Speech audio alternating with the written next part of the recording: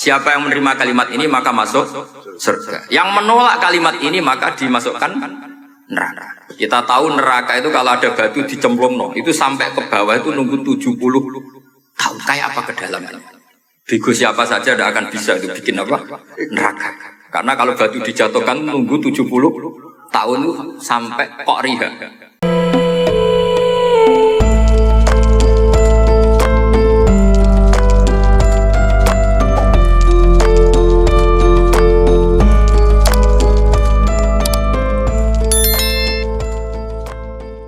Saya punya banyak tentang kearifan ya para ulama-ulama. Di antaranya dulu saya sering diceritain bapak tapi gak paham. Tapi setelah saya ngaji lama-lama, beliau pernah didhawuhi Badul lagi. Nur dhisik ana wong salat 2 rakaat. Terus syukur akhirnya salat lagi sampai 4 rakaat. Saking syukurnya salat lagi sampai 6 rakaat. Seterusnya sampai 1000 salat. Kita tahu itu Said Ali Zainal Abidin. Jadi dia menambahkan sholat itu karena iskon lillah, wa syauqon lillah, mahabbatan lillah. Bukan kayak kita, karena ingin sholat 1000 rakaat, dibagi sekian menit, terus kenanya 2 jam. Jadi kayak kita terawih, 20 menit, 20 rakaat, dibagi sekian, kenanya 7 menit. Pentingnya apa? Meskipun kita tidak akan mengalami seperti itu, tapi kita menjadi tahu ketika Rasulullah SAW menghentikan wa qurratu aini fis shalah. Bahkan Nabi kalau banyak masalah, itu Nabi ya mutaraddidan di dalamnya. Setelah mutaraddidan agak panik, Nabi tanya gini sama Aisyah, Aina Bilal, Aina Bilal. Bilal kemana, Bilal kemana? Setelah Bilal notok, tok tok tok, ya Rasulullah as-sholat. Arifna ya Bilal, arifna ya Bilal. Saya kasih istirahat ya Bilal, saya kasih istirahat. Karena roh dunya, roh politik, roh kebudayaan, roh dulur bulet kan. Sing ra bulet mok sitok hubungan ambek Allah Subhanahu wa ta'ala. Maka disebut as-sholat rohatul mu'min. Apa yang terjadi? Ashabu Rasulillah ketika Sayyidina Umar ditusuk oleh Abu Lulu al-Majusi, tentu pakai kira-kira ya panah yang kayak pancing. Jadi kalau sudah dimasukkan kadu cabut itu sakitnya minta ampun. Apa kata Umar? Nanti cabut ketika saya sholat. Karena sekali sholat dan setelah itu dicabut enggak terasa. Ya, kalau sholat kita ada nyamuk ya sudah. Ini penting saya ceritakan sampai ada wali ditawarin Allah, silahkan masuk surga, tanya ya Allah di surga ada sholat enggak? Kalau tidak ada sholat enggak lah. Karena dia enggak bisa membayangkan nikmat tanpa sholat. Sehingga penting sekali kekaguman-kekaguman ini. Ketika Sayyidina Umar wafat, di antara yang pertama ditanyakan adalah yang bunuh saya siapa? Itu Ghulamul Mughirah, Abu Lulu al-Majusi. Beliau spontan langsung ngendikan gini. Alhamdulillah alladzi ja'ala maniyati biyadi rajulin lam yasjud laka sajdatan tuhajuni biha yaumal qiyamah. Matur nuwun Gusti, saya dibunuh oleh orang yang enggak pernah sujud. Kalau saja dia pernah sujud, saya tidak berani maksudkan dia. Jangan-jangan sujud itu engkau terima kemudian dia min ahlil jannah. Kayak apa pentingnya kenangan sujud? Rasulullah juga pernah ngendikan nanti kalau dunia sudah ruwet, as-sajdatul wahidatu khairun minad dunya wa ma fiha. Satu sujud lebih baik ketimbang dunia seisi. Karena itu kelayakan kita sebagai hamba. Makanya Abu Hasan Asadili ngendikan sudahlah kafal amilina jazaan an radhiyakalaka ahlan. Sudah ditakdir ngamal sudah harus syukur. Kok mikir ditompo ta ora usah, gak penting. Itu madzhab Abu Hasan apa? Asy'ari. Dan itu ditiru para kiai-kiai kita. Madzhab Said Abdul Haddad juga ditiru kiai-kiai kita. Sehingga sedekah Rasulullah ketika ngendikan al ulama warasatul anbiya. Ini penting saya utarakan karena khazanah kita biar tetap kaya. Makanya masyhur dalam Manaqibul Ghazali kita tahu Imam Ghazali itu orang yang luar biasa, pengarang Ihya. Saya punya banyak karangan beliau, Al-Arba'in al-Usul. Tapi yang paling saya cintai tentu Ihya, kitab Mustasfa, kitab Qawaid Fikih itu Usulul Fikih. Manaqibul Ghazali adalah Rasulullah pernah jejer Nabi Musa. Terus Rasulullah ngendikan ulama ummati ka anbiya'i Bani Israil. Terus kata Nabi Musa, yang benar saja, masa ulama kok kapasitasnya kayak Nabi apapun hebatnya itu enggak mungkin lah kapasitasnya kayak Nabi. Terus kata Rasulullah, ya sudah buktikan saja. Terus dipanggillah Imam Ghazali. Ketika dipanggil, ini Ghazali. Ditanya sama Nabi Musa, siapa namamu?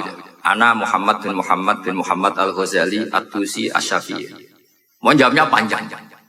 Terus kata Nabi Musa, kecangkeman gitu, orang Jawa itu kecangkeman, ditakoki jeneng kok jawabnya kakean. Terus kata Imam Ghazali, ya lumayan saya. Jenengan ditanya Allah sing ya alamus sirra wa akhfa saja jawabnya kelebihan. Apa itu kata Nabi Musa? Wa ma tilka biyaminika ya Musa. Qala ya asaya atawakkau 'alaiha wa ahusyu biha ala ghanami wa liya fiha ma'aribu ukhra. Jadi Nabi Musa ditanya, sing mbok gawa iku apa ta? Ini tongkat saya, tak pakai ini, tak pakai ini, tak pakai ini. Jadi masih banyak kelebihan jenengan timbang saya. Akhirnya faqarra Nabi Musa ini ikrar bahwa benar-benar ulama Rasulillah itu keambiyai Bani apa? Israil. Jadi khazanah-khazanah kecerdasan gini ini penting. Sehingga ketika ada kemacetan fikih, ada kejumudan fikih, tugas kita adalah memecahkan kejumudan ini. Misalnya begini, ini yang sering dilakukan Bapak saya dan Gus Ali. Kancanan wong fasik hukumnya piye? Ya ora oleh, wong kok kancanan wong fasik. Tapi kalau dibalik, bina wong fasik boleh enggak? Boleh. Syaratnya bina butuh ngancam. Jadi dibelokkan gitu aja sudah. Hadza huwal fiqh. Yang dikatakan fikih ya seperti itu. Tapi orang-orang yang enggak ngerti detailnya fikih, apalagi usul fikih. Fikih itu menjadi rumit. Makanya ahli sunnah itu luar biasa. Ada orang mati karena narkoba atau karena apa itu? Oplosan. Itu kiai cokre. Itu kiai alim biasa datang. Itu ya biasa mempersaksikan, nggih mayite sae nggih. Nggih. Padahal orang itu enggak percaya ini orang mati cokre kok apa? Sae. Padahal dia di kiainya bilang gini, wis saiki sereso nakal. Maksudnya sae sudah mengakhiri semua kenakalannya lewat apa? Lewat kematian. Karena itu doa Rasulullah. Rasulullah itu kalau ngedikan itu luar biasa. Allahumma ij'alil hayata ziyadatan li fi kulli khairin wal mauta rohatan li min kulli syarr. Ya Allah jadikan hidup ini ziyadatan li fi kulli khairin. Jadi anggap saja kalau hidup itu berarti potensi tambah baik. Anggap saja kalau mati itu akhir dari segala keburukan. Berarti orang cukri ini mati itu baik apa buruk? Baik, karena dia sudah tidak bisa buruk lagi. Makanya saya. Nah ini khazanah yang luar biasa. Karena tadi kematian adalah ar-rohah min kulli apa? Syarr. Nah ini sesi kedua, mungkin ini tinggal seperempat jam atau setengah jam. Saya ini karena biasa ngomong lama. Saya mau menerangkan kalimat tauhid. Ini penting sekali. Kalimat tauhid itu kata Ibnu Qayyim al-Jauziyah dalam kitab Zadul Ma'ad. Ini kitab kesayangan Syekh Abdul Al-Haddad. Sampai beliau ngendikan, ya laitani minha iddatan nusakhin li uhdiyaha ila tullab.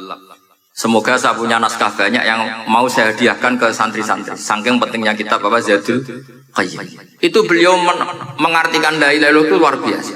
Kalimat ini adalah kalimat super. Allah bikin surga juga demi kalimat ini. Siapa yang menerima kalimat ini maka masuk surga. Yang menolak kalimat ini maka dimasukkan neraka. Kita tahu neraka itu kalau ada batu dicemplung, itu sampai ke bawah itu nunggu 70 tahun. Kayak apa kedalamannya? Bego siapa saja tidak akan bisa itu bikin apa? Neraka.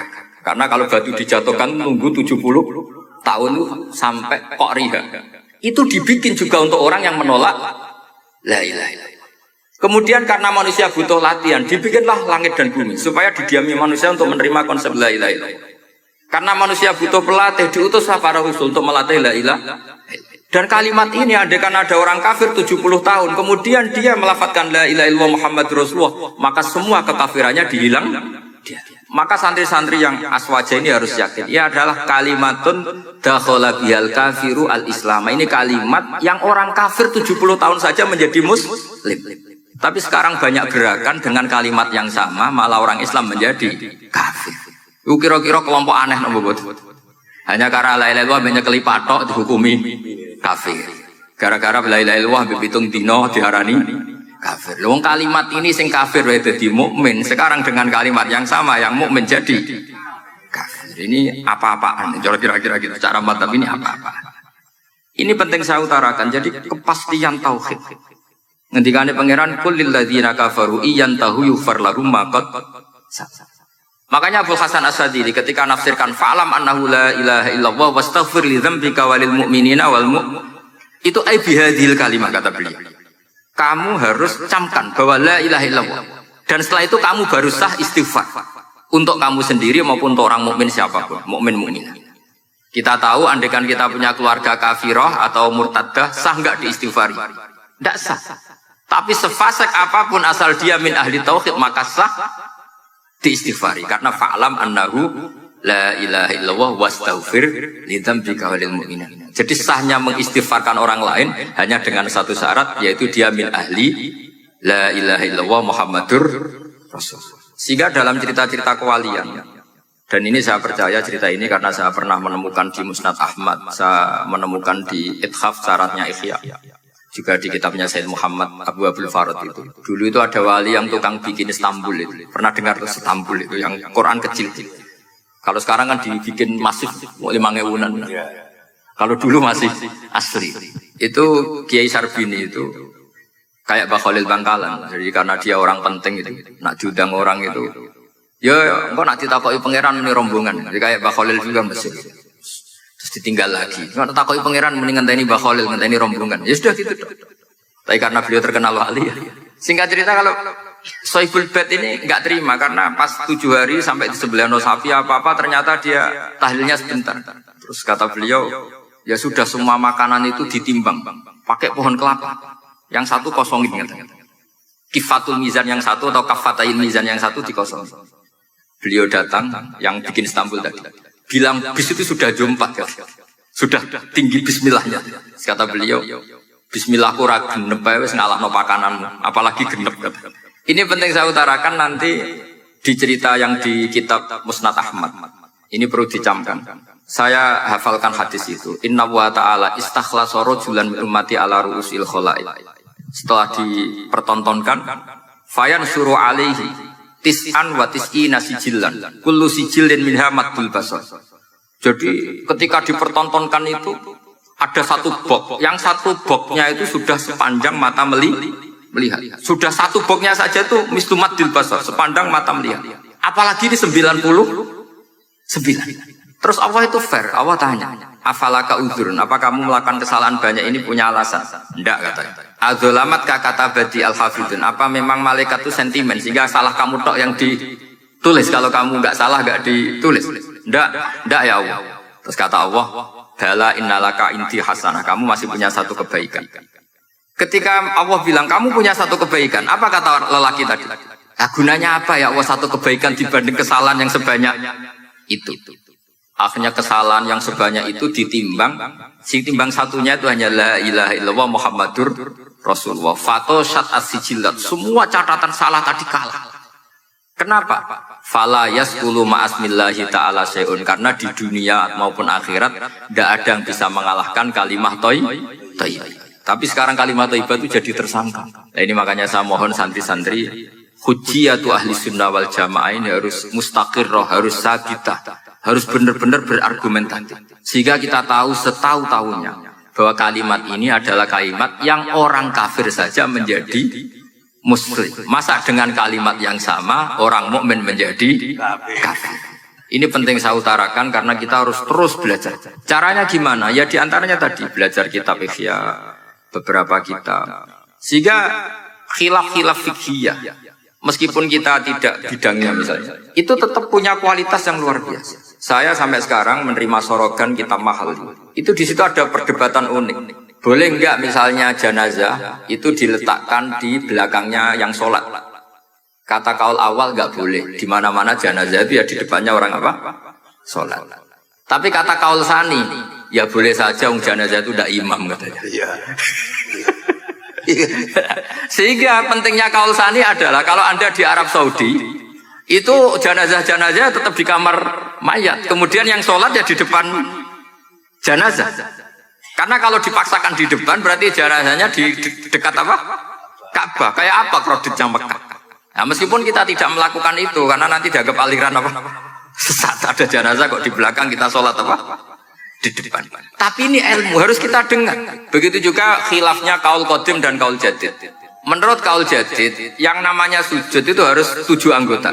Karena kata Rasulullah SAW, umirtu an asjuda ala sab'ati a'zumin al-jabhah wal yaden wal rubaten wal kodamen. Berarti al-jabhah 1, yaden 2, kodamen apa rubaten 2, kodamen 8. Dua. Sehingga kalau kiai-kiai fanatik fikih, ku nak anak-anak sujud ngongkrong dipetel-petel, mergo supaya tujuh apa? Anggota. Tapi kata Imam Syafi'i dalam kaul qadim, kata beliau, wayah tamilu, mungkin saja sujud itu cukup pakai jabhah. Karena dalam doa Nabi itu hanya sajadalaka wajhi wa sam'i wa basori. Tidak ada Nabi dongo sajadalaka wajhi wa yadi wa rukbati wa qadami. Jadi kecerdasan ulama-ulama dulu itu luar biasa.